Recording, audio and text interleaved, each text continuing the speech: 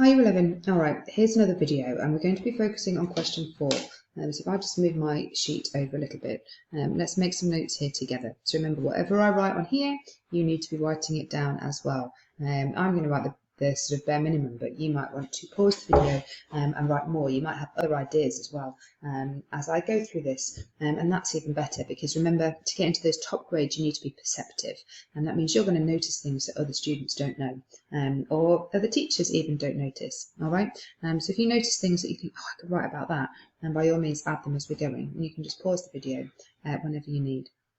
So question 4 on paper 1 we call the evaluation question, and that's because we get a statement, like a quotation from a person, a student or someone, and we have to say whether we agree or disagree with it. All right, or actually really we have to agree with it, but then we want to come up with some other reasons why as well. So we're going to look at this text called Great Expectations, and the quotation or the statement that we're going to look at is this: Magwitch is really frightening. I feel sorry for Pip. Okay, so that's the sort of statement that you'll get, which will share an opinion on the text. And then the rest of the question will say, to what extent do you agree? Okay, so generally this question asks you to focus on the second part of whatever extract you've had. We're going to look at this whole extract today because it's really quite short. So the first thing that we've got to do is we've got to find evidence that we agree. But we also might want to find evidence of other ideas, like other things that we think about Magwitch, or about how we feel about Pip, or something like that. So you're not just trying to agree, you want to find other ideas. And it may be that you disagree as well, but that's what it's always a good place to start. This question is also asking you to focus on the methods. So we're going to be looking for techniques that the writer uses in order to create this impression that Magwitch is frightening, or in order to create sympathy, or in order to create whatever else it is, what other ideas that we have. We're going to get marks for our use of quotations. We're going to get marks for our inferences, and just like always, the depth and the level of our inferences, the more we interpret, the layers of meaning we pull out, the more marks we're going to get. And we're also going to need to talk about the effect on the reader. Okay, so they're all the things that we're going to be looking to do whilst we annotate this text. So because it's quite short, let's read the whole extract first. This person, this terrible voice, this guy, and this man who started up from among the graves, that's Magwitch. All right, it doesn't tell us that in this extract. And the little boy, he tells us his name down here, is Pip. So we're thinking about how is this guy being presented as frightening, and with the little boy, how are we feeling sympathy towards him? Hold your noise, cried a terrible voice, as a man started up from among the graves at the side of the church porch. Keep still, you little devil, or I'll cut your throat. A fearful man, all in coarse grey, with a great iron on his leg, a man with no hat, and with broken shoes, and with an old rag tied round his head. A man who'd been soaked in water, and smothered in mud, and lamed by stones, and cut by flints, and stung by nettles, and torn by briars, who limped and shivered and glared and growled, and whose teeth chattered in his head as he seized me by the chin. "Oh, don't cut my throat, sir," I pleaded in terror. "Pray don't do it, sir." "Tell us your name," said the man. "Quick." "Pip, sir." "Once more," said the man, staring at me. "Give it mouth." Pip, sir." "Show us where you live," said the man. "Point out the place." I pointed out to where our village lay, on the flat inshore among the old trees and pollards, a mile or more from the church. Okay. So that's that bit down there, just at the bottom. Let's go right back to the beginning then, and look straight away as to whether we agree that Magwitch is frightening. So if we look back at our question, we've got to find evidence that Magwitch is frightening, whether we agree or disagree with that, and evidence that we feel sorry for Pip. All right.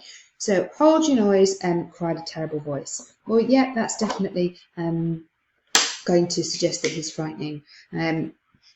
So that's going to be our sort of first piece of evidence that we can use. So we might put a little note there to say that we agree that he's frightening. I'm going to put he equals frightening, you know, that he's presented as being frightening. But remember, we also want to write about the method. So let's be specific about the word here that is creating this sense that he's frightening. So we can agree because the adjective here implies that he is frightening. If we look at this first bit as well, it says hold your noise. And we know that when we start a sentence with a verb, we've got an imperative. So the imperative here also adds to the sense that Magwitch is frightening. But we might want to also add our own ideas about what that suggests about Magwitch. So not only is he frightening, but he seems to be powerful. And he seems to be being demanding at this point. And then it says, as a man started up from among the graves at the side of the church porch. And then we see again these sort of imperatives here, making him seem very much like he's the one in control. Keep still, you little devil, or I'll cut your throat. So again, let's just write ourselves a little reminder of that technique there. But it's an imperative. But I think there's something else here that's kind of adding to this sense of Magwitch being frightening, and that is the setting here. So the fact that we've got Magwitch amongst the graves also creates a sense of fear. That's not Magwitch being frightening, that's the setting. So the setting is also kind of eliciting a sense of fear here. It's playing on the kind of traditions of kind of ghost or gothic stories. So it's making the reader think the worst, really, at this point. And then Magwitch says, keep still, you little devil, or I'll cut your throat. So here he's essentially saying, otherwise I'll kill you. So here, this is definitely making us feel sorry for Pip. But again, we probably feel more than just sorry for Pip. We're actually fearful for Pip. So we might put, yes, we are sorry for Pip, but also fearful. And that's because Magwitch here is being presented as violent, almost slightly unhinged. He's a murderer. And he's unpredictable. So hopefully you can see what we're doing here. We're not just looking for evidence that Magwitch is frightening. We're not just looking for evidence that we feel sorry for Pip. We're looking for that, but we're saying to what extent? Well, do we agree? Do we totally agree? Or do we actually think something else as well? So we're bringing in our other ideas. We're picking out what quotations we're going to use. We're making our inferences. And we're making sure that we identify the methods that are creating that effect. Okay. So we probably haven't really gone into a huge amount of detail yet. We're making inferences, but we've not essentially got layers of meaning yet, or we're not really interpreting. So let's look at the next bit. This is still focusing on Magwitch. He's a fearful man, all in coarse grey, with a great iron on his leg. So this is like a chain, like handcuffs on his leg.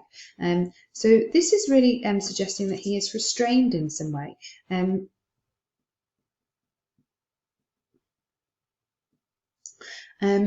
if he is restrained, he's going to be somehow at a disadvantage.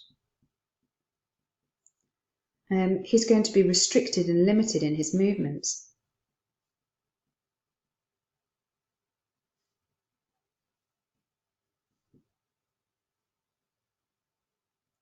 And this has kind of two effects here. One, we get the, we start to consider why he's got a great iron on his leg, and coupled with this idea that he's dressed in coarse grey, this kind of a potential prison uniform, we're starting to get the idea that he's presented as an escaped convict. So the fact that the writer presents him as an escaped convict does make the reader even more fearful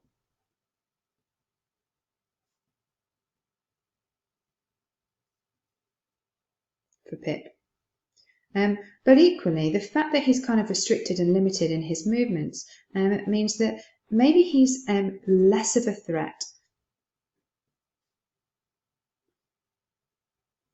than he first appeared. And maybe actually he's kind of, he's the one, as we put here, he's the one that's at a disadvantage, and his these imperatives here at the beginning, now they take on a different meaning, because actually he's not the one in control. And that's what we find out when we find out about this great iron on his leg. Actually, maybe these imperatives are suggesting a sense of desperation and a kind of dependency on Pip. He needs Pip to help him out.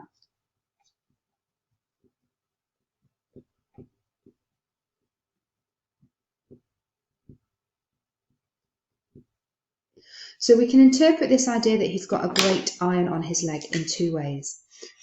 One, we could say it makes us even more fearful because it's presenting him as an escaped convict, but the second one is that it's presenting him as less of a threat. And then when we reflect back on what we read previously, these imperatives are then suddenly starting to imply that he's desperate. Okay, then look at sort of what else we've got here. We're told that he is a fearful man. So the writer is making it very clear here. If I move my notes over so that you can see, the writer tells the reader directly to fear him. But as the paragraph goes on, we find out he's a man with no hat, with broken shoes, with an old rag tied round his head, a man who had been soaked in water, smothered in mud, lamed by stones, cut by flints, stung by nettles, torn by briars, who limped and shivered and glared and growled, and whose teeth chattered in his head as he seized me by the chin. So there's loads that we can pick up on here in terms of how this bit makes us feel towards Magwitch. He's been soaked in water, he's been smothered in mud, he's been lamed by stones, cut by flint, stung by nettles, torn by briars, limped, shivered, glared and growled, his teeth chattered in his head, and then we find out that he seizes Pip by the chin. So what are we going to say about these bits here? The fact that he is limping, the fact that he is shivering, the fact that he is lame, and the fact that he's been soaked in water, all these are building up an impression of a man who is weak, and that is emphasised by this list that we've got here, and the repetition of these phrases. We've got and all the way through. So the repetition of and seeks to kind of exaggerate this. If you want a really clever word that you can use for a list or a repetition of you can call it a polysyndetic list. Poly means lots, and syndetic is just talking about connectives, so lots of connectives in a list. All right, so that repetition of or that polysyndetic list exaggerates the weak, how weak he actually is. This man is kind of damaged in some way. All right, here by all these different things. He's soaked, he's smothered, he's stung. So we've also got this sibilance here. He's shivered, and the stones. So this sibilance here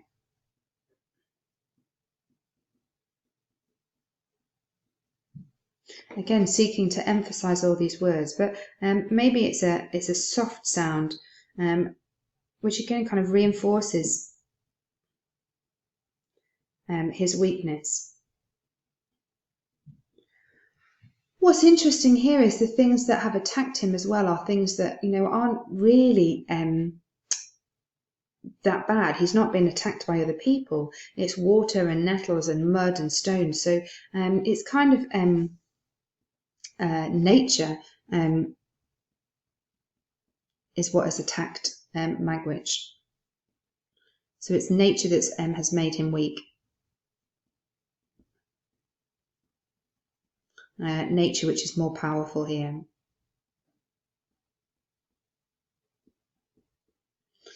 And all of this is showing that really maybe Magwitch isn't as frightening as we first thought. So we can put in Magwitch is not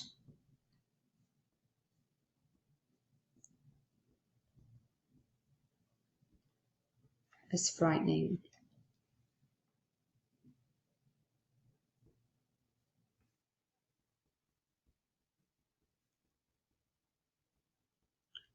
As we first thought. And actually we're being presented here with a man who's kind of been defeated by nature. And it's almost turned him into an animal. He's growling. So there's lots we can say about this as well. This kind of animalistic presentation here by this use of verb. Remember, we've still got to keep this focus on the methods all the time. Again, we can kind of interpret this in two different ways. One, he seems that makes him again seem threatening.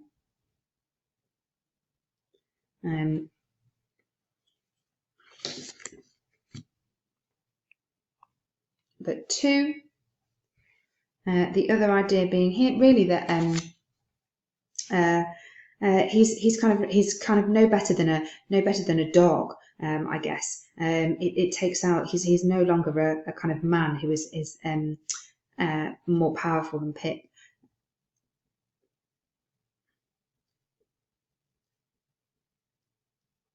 So almost makes him seem like a dog, not a man. And again, we know that things that are wild can be tamed.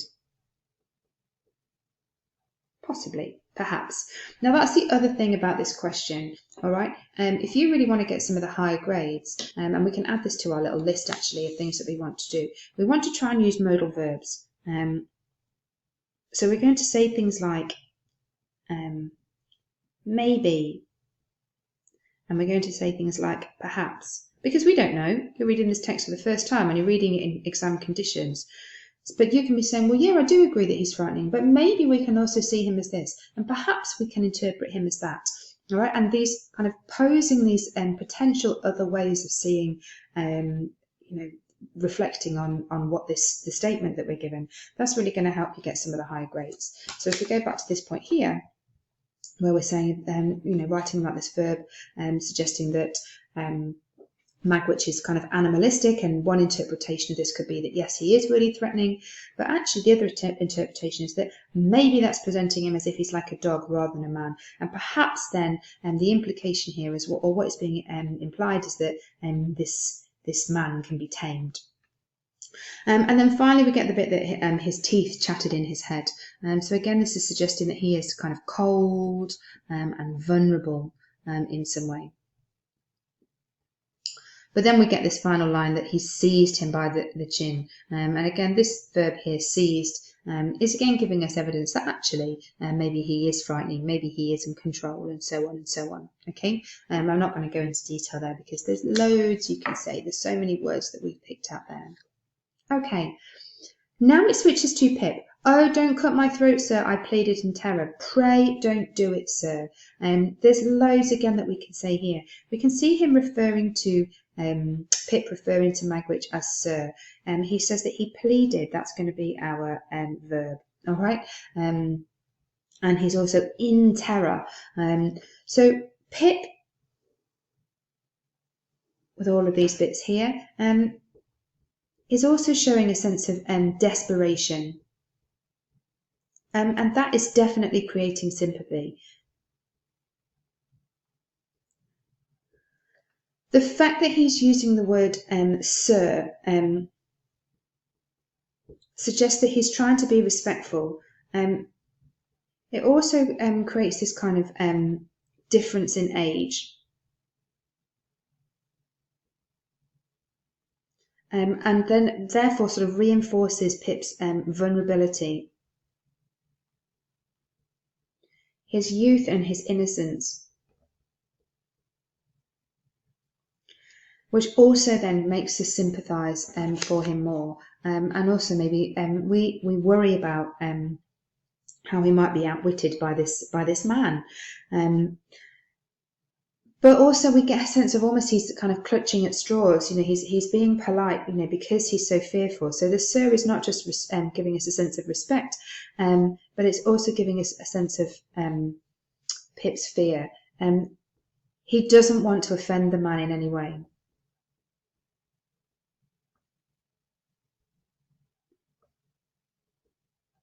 Because he doesn't want to kind of feel his wrath in any way. And then it flips back to Magwitch. "Tell us your name," said the man, "quick." Now, suddenly this man doesn't seem frightening to me. "Pip, sir." "Once more," said the man, "give it mouth." That means he wants him to speak louder. Pip, sir." "Show us where you live," said the man. "Point out the place." So suddenly he's kind of asking these questions that make him seem less frightening. So I guess they've not got question marks, so they don't look like questions. They're imperatives, aren't they? But he's still wanting something from Pip. So this is something else that we can note here. These kind of questions or these imperatives are less frightening.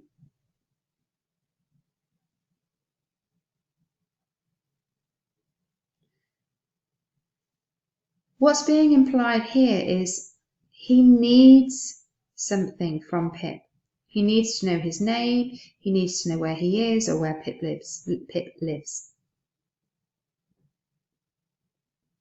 So now, actually, what we're seeing is that Magwitch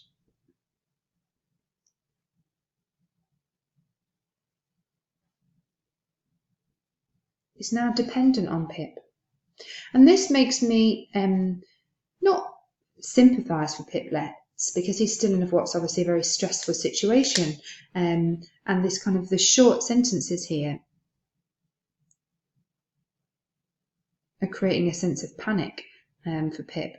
So we definitely do still feel sorry for him, because he's panicking and he's fearful. But if this man was going to do any damage to Pip, if he was going to kill him, he wouldn't really be asking his name first. So even the context of what he's saying here suggests that actually he is less frightening, and this idea that actually Magwitch is more dependent on Pip than we realise. So if we then couple that with what we were saying earlier about all this stuff here, where we get this impression of Magwitch being damaged in some way, he's limping as well, so he's injured, he's inhibited, he's just like he was with the iron on his leg, he's restricted. So actually you could say, well, maybe there's a sense that we could sympathise with Magwitch as well. So just because you couldn't see that bit when I was writing it down, where we were looking back at these bits here, I was just reflecting on where it says that he limped and all these other bits describing him. I've just noted here that he's kind of inhibited because of this injury. What we're really being presented with is a damaged man who in some ways is frightening, but it seems that Magwitch's frightening comes out from a desperation, from his own circumstance, from his own disadvantage. He then uses his power to try and get Pip to help him. Okay, so hopefully you can see now that there's loads you can say in response to this statement here. There must be lots of evidence for saying that you agree, but then you can also go on to other ideas and you can back that up with your quotations and methods. You can talk about how it makes us feel, and hopefully you can talk about these ideas by using these modal verbs, by saying maybe, perhaps, and so on and so on. All right, so we've covered all of our criteria that we had at the beginning. Okay, thanks for watching.